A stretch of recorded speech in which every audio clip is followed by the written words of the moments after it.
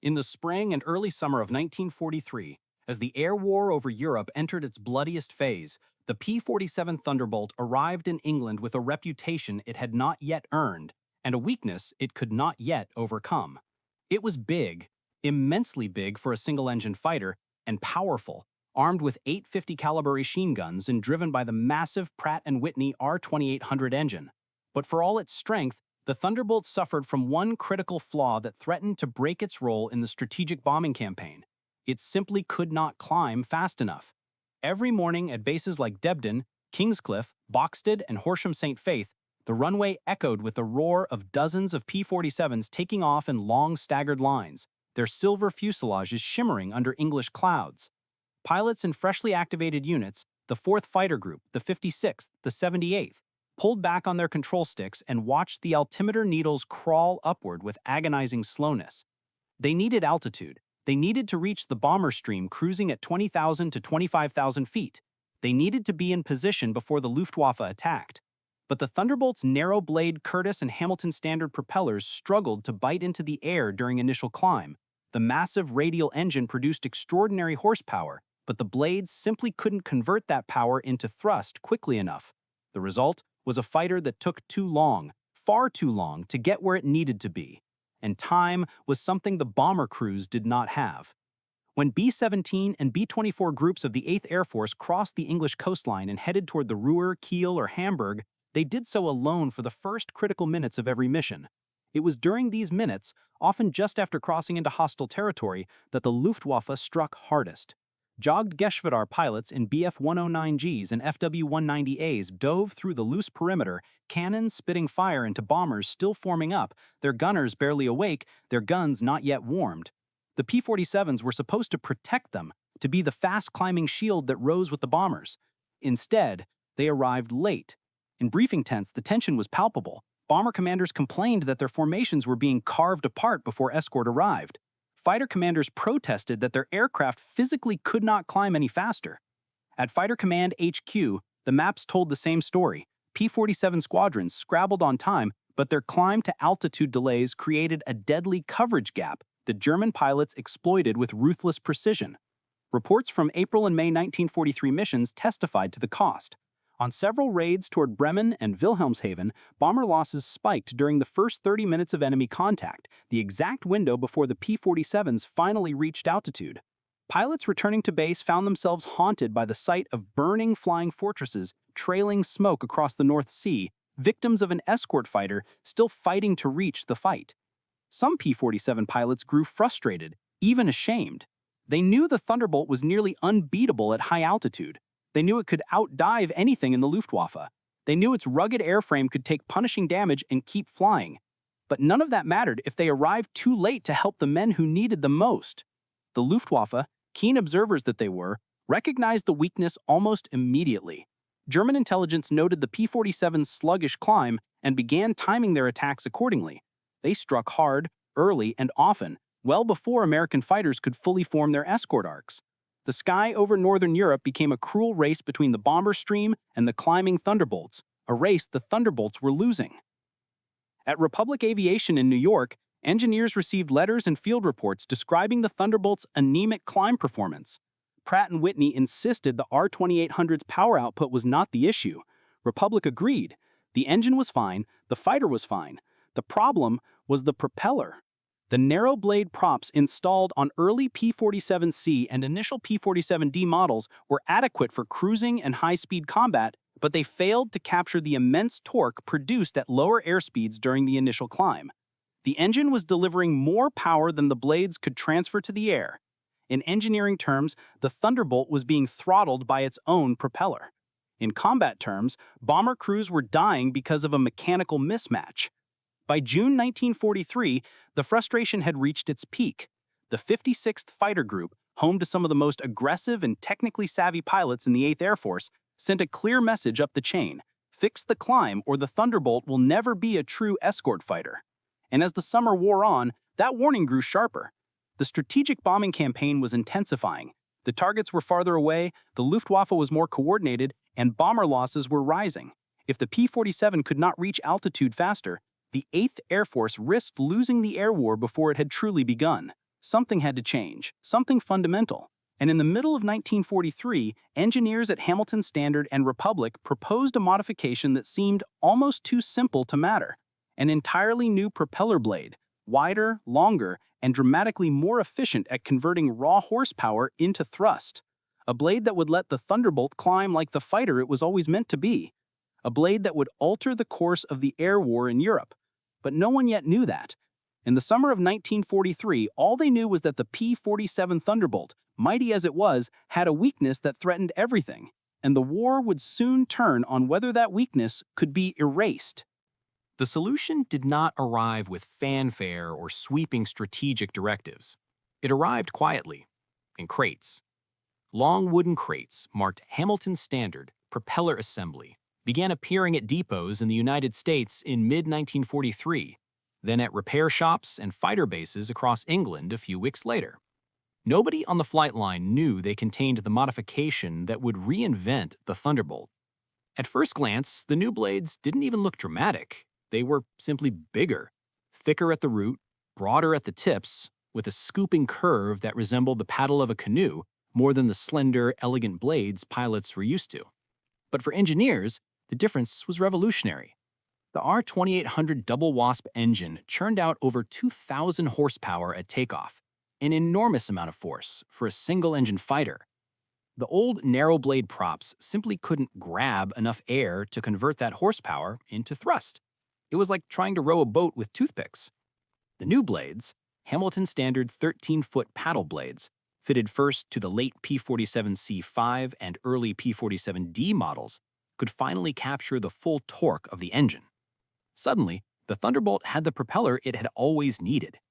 But before the pilots learned that truth, the ground crews discovered it. At RAF Boxstead, home of the 56th Fighter Group, the first test installation happened on a quiet morning in late June 1943. Crew chiefs gathered around as mechanics hoisted the massive blades into place. The numbers looked absurd. The new prop spanned so wide it barely cleared the ground during taxi. When they bolted it in and spun it manually for the first time, the crew chief muttered, "Hell, this thing looks like it belongs on a bomber." And that was the moment they realized exactly why it was needed. The P-47 was large enough to be a bomber engine with wings. It had always demanded a blade this big. The narrow props had been a compromise, one that combat experience had revealed to be unacceptable. The first pilots to test the new propeller were veterans, men who knew every quirk of the Thunderbolt. Captain Walker Bud Mahurin was among the first group to climb into a modified P-47C. When he opened the throttle, the reaction was immediate.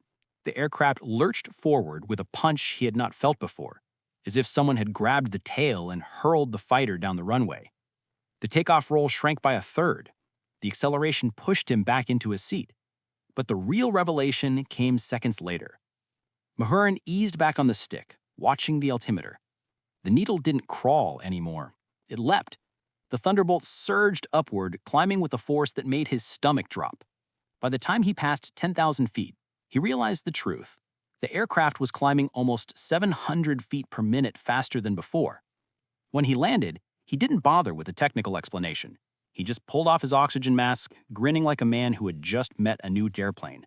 "She climbs like a homesick angel," he said. Word spread instantly. Other groups, the 4th at Debden, the 78th at Goxhill, lined up their aircraft for the modification.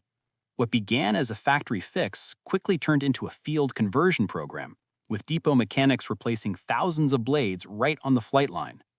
Some installations happened in the open, with engines still warm from returning sorties. The men working the wrenches did so under pressure. The 8th Air Force needed results immediately. Bomber losses in summer 1943 were rising. Missions to Kiel, Hamburg, Ashleben, and the Ruhr were costing crews at a rate no high command could sustain. Fighter Command knew the Thunderbolt could help, but only if it could reach altitude in time. So the paddle blade installations became a race against the Luftwaffe. Engines were shut down, props unbolted, new assemblies hoisted up, and jets tested, all in less than an hour. The smell of grease, fuel, and hot metal hung over the bases day and night. Pilots watched anxiously as mechanics tightened bolts and torqued fittings. They knew their next mission might be the difference between saving bombers or arriving in time to watch them fall. For the pilots who got the upgraded aircraft, the effect was transformative. Takeoff became smoother, more confident. The moment they opened the throttle, the Thunderbolts surged forward like a kicked stallion. No more wallowing, no more sluggishness, no more praying that the altimeter would move faster.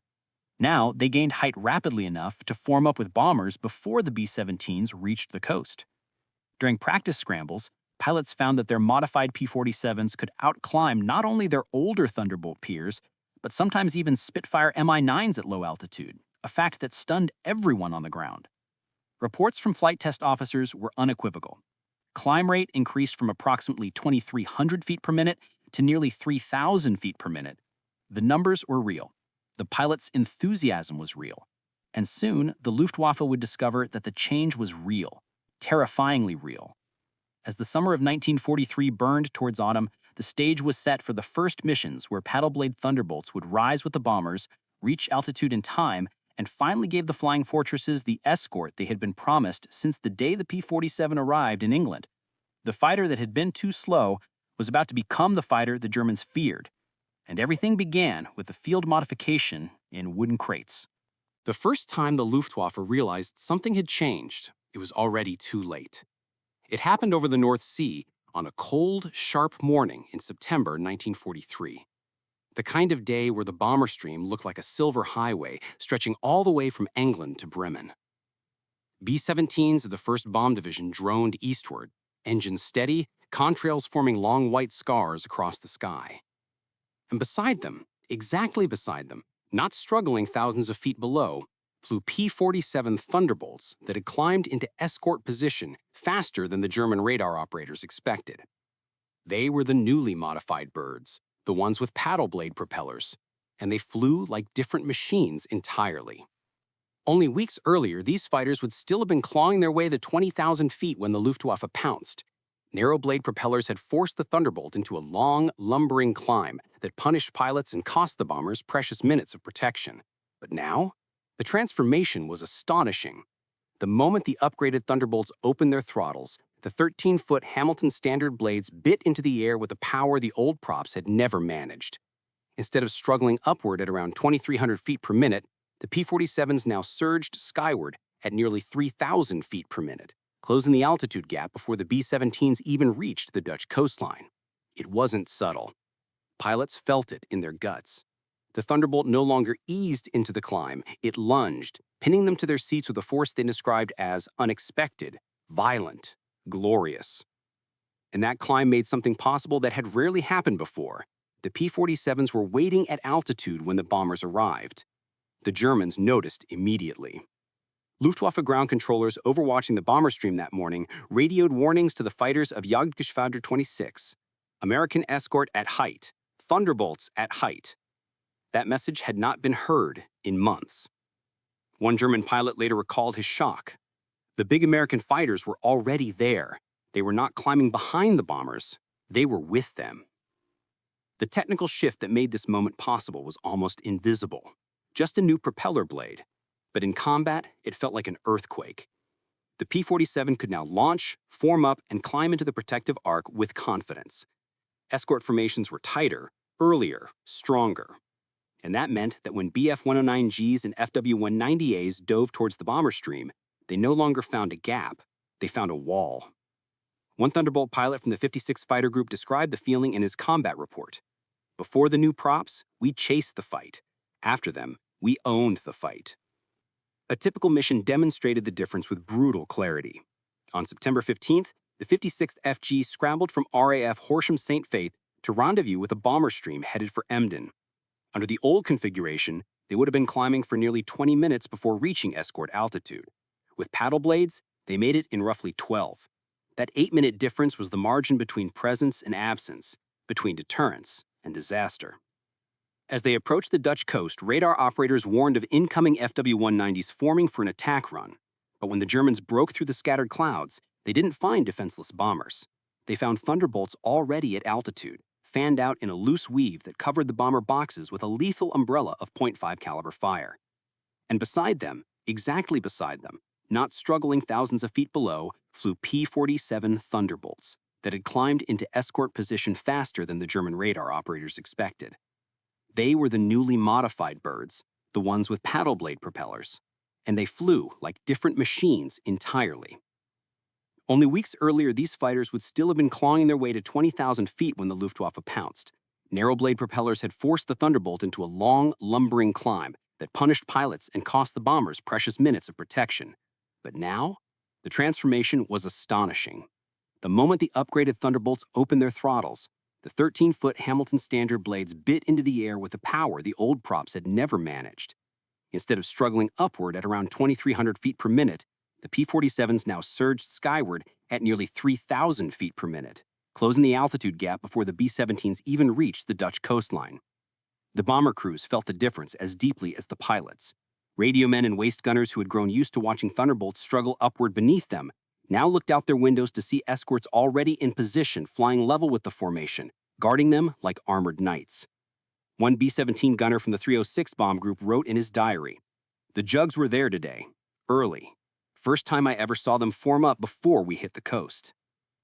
For the first time since the daylight bombing campaign began, the escorts felt predictable, reliable, present. The coverage gap, the deadly window when the Luftwaffe had the advantage, was closing, and the enemy felt it too. German fighter groups that had timed their attacks to coincide with the Thunderbolt's late arrival suddenly found themselves pressed, tangled, and harassed earlier than ever before.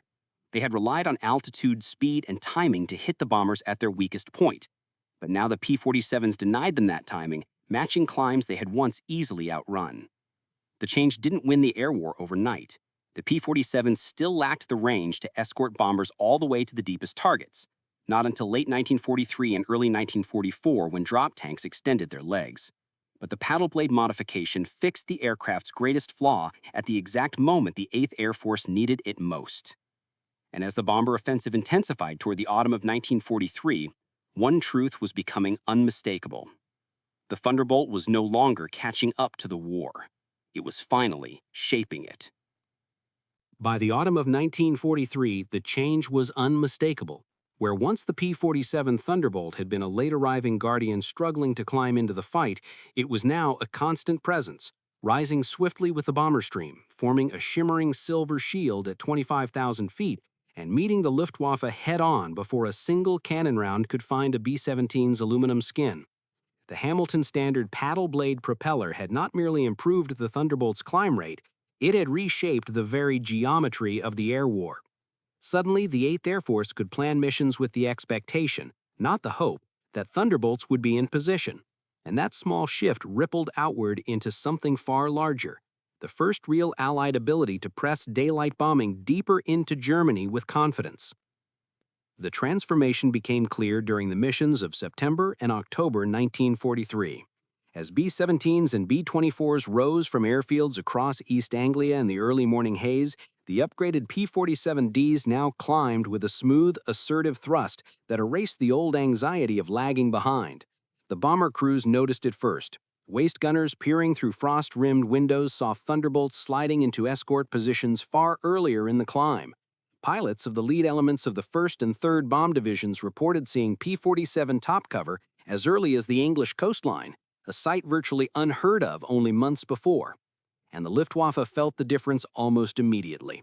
Their intercept patterns, honed after months of exploiting the Thunderbolt's slow ascent, began to falter. German controllers who once timed their attacks to strike bombers before escort arrived now found Thunderbolts waiting like sentinels over the North Sea.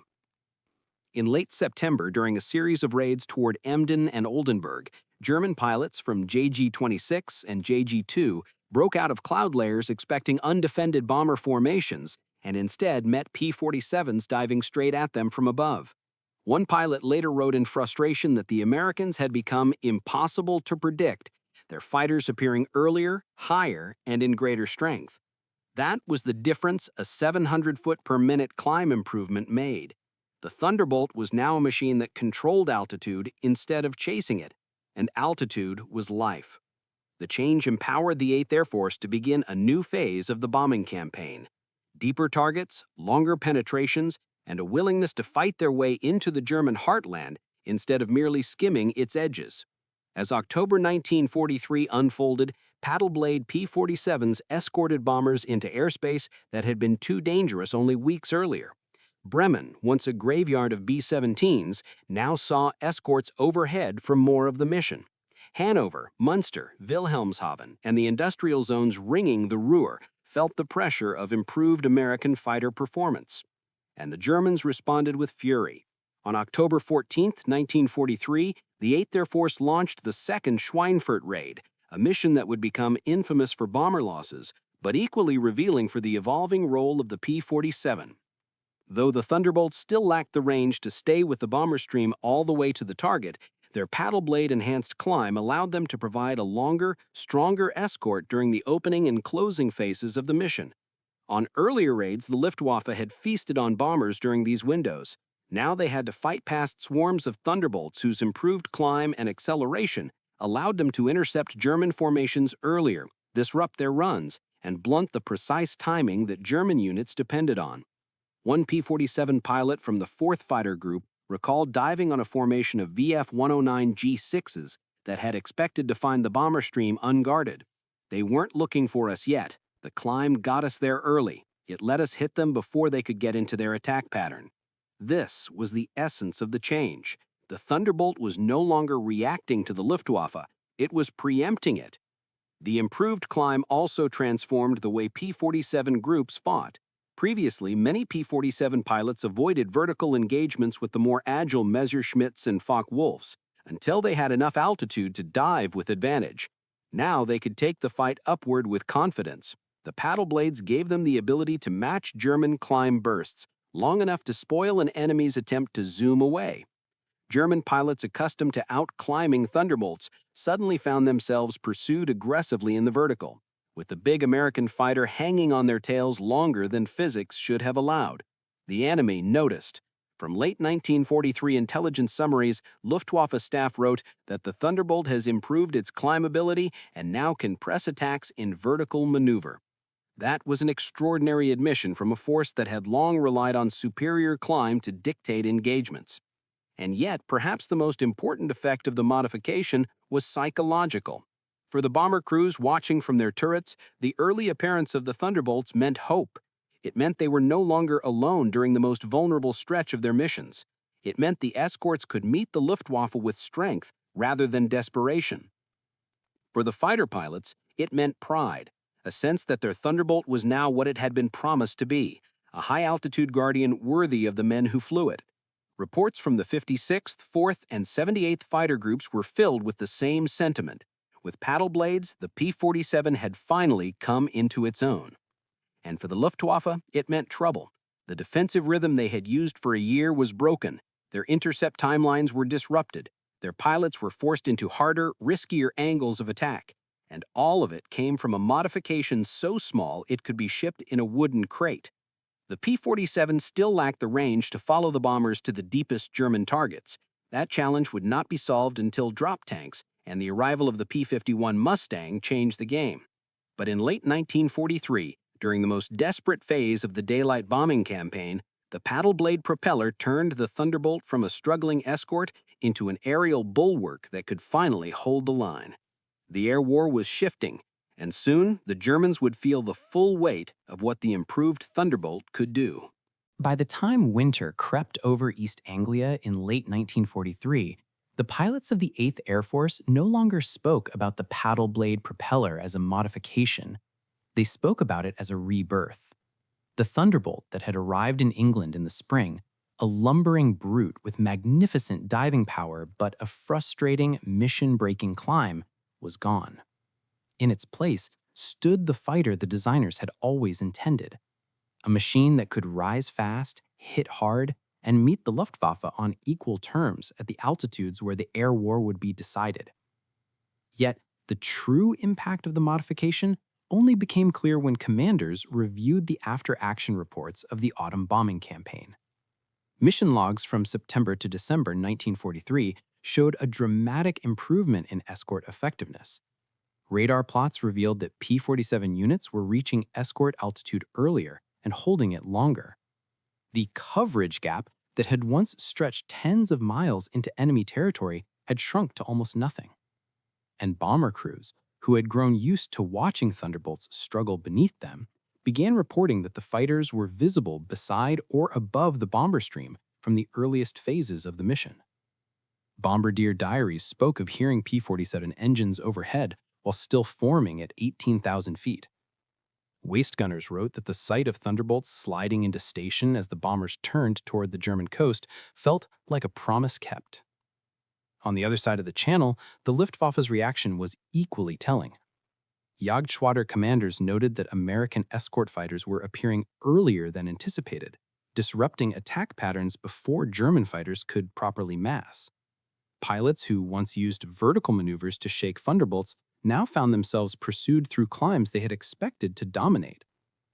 Technical officers reported that the P-47's enhanced climb ability had forced them to adjust interception windows, altering long-established timings that had given the Luftwaffe its early raid successes throughout 1942 and early 1943. What German pilots did not know was that the transformation had come from a simple mechanical change, not a new model. The P-47 they now faced was the same brute they had fought months before. Same weight, same engine, same 8 guns, except now it had the propeller it had always needed. And that single change allowed the 8th Air Force to attempt missions that would have been suicidal only weeks earlier. When bomber formations struck Bremen, Emden, and Munster in late 1943, the Thunderbolt's improved climb allowed escort to intercept attacking fighters earlier, preventing the kind of coordinated, massed German assaults that had devastated unprotected bomber streams during the first Schweinfurt raid in August. Even though the P-47 still lacked the range to escort bombers to their deepest targets, its ability to control the early and mid stages of the mission reduced bomber attrition and bought the 8th Air Force time. Time to refine tactics, time to expand its fighter force, time to introduce longer-range drop tanks, and eventually time to integrate the P-51 Mustang into the deepest escort roles. Without the paddle blade modification, that time might never have existed. Logistics officers at Republic Aviation later calculated that the improved climb rate, rising from roughly 2,300 feet per minute to nearly 3,000 feet per minute, cut the average time required for a P-47 group to reach 25,000 feet by nearly a third. In combat terms, those minutes often meant the difference between meeting the bombers at altitude or watching them take their first losses alone. Fighter group commanders recognized the change instantly. Colonel Hubert, or Hub Zemke, of the 56th, reported that his squadrons could now deploy at altitude on schedule, something that had been rare before the upgrade. Republic test pilot Herb Fisher later stated, "The Thunderbolt was always a high-altitude fighter waiting for the right propeller," and the numbers supported him. In late 1943, the 56th, 4th, and 78th fighter groups saw rising kill ratios against the Luftwaffe, matching or surpassing their best performances of the year. The P-47's legendary ability to dive and roll had never been questioned. Now it had the climb to complete the triangle. Just as important was what the modification meant for strategy. Before mid-1943, the daylight bombing campaign was in crisis. High losses threatened the viability of the doctrine itself. The fragile balance between bomber endurance and escort availability seemed doomed to fail. But once the Thunderbolt gained the climb rate required to meet the bombers early and reliably, the 8th Air Force gained the breathing room it desperately needed. That breathing room allowed the Allies to maintain pressure on German industry through late 1943, even as they prepared for the decisive shift toward full-range escort in early 1944. When historians later dissected the campaign, they found that the paddle blade propeller stood alongside drop tanks and radar-guided interception changes as one of the subtle engineering shifts that quietly changed the war's trajectory. It kept the Thunderbolt relevant at a moment when the bombing offensive might have collapsed. It blunted the Luftwaffe's most effective interception tactics. It gave bomber crews hope and protection when they needed it most. And it allowed the 8th Air Force to hold the line while newer, longer-legged escorts were brought into the fight. The modification was so deceptively simple that most bomber crews never realized how close they had come to disaster before it. To them, the Thunderbolt had simply finally arrived. And in a way, that was true. The aircraft that Republic had built, massive, rugged, unstoppable in a dive, had always needed altitude to unleash its strengths. The paddle blade propeller gave it that altitude, and with it, a new identity. No longer the lumbering climber of early 1943, the Thunderbolt became an aerial sentinel, a guardian, a fighter that could meet the Luftwaffe on its own terms. And for the men flying into Germany in cold aluminum bombers, that meant everything. Beneath the roar of 850 caliber guns, beneath the thunder of the R-2800, the sound that changed the air war was quiet. The steady, powerful bite of paddle blade propellers pulling the P-47 into the sky faster than ever before. A small change. A wooden crate delivered to muddy airfields, a handful of new blades bolted to old hubs, and an entire air campaign transformed.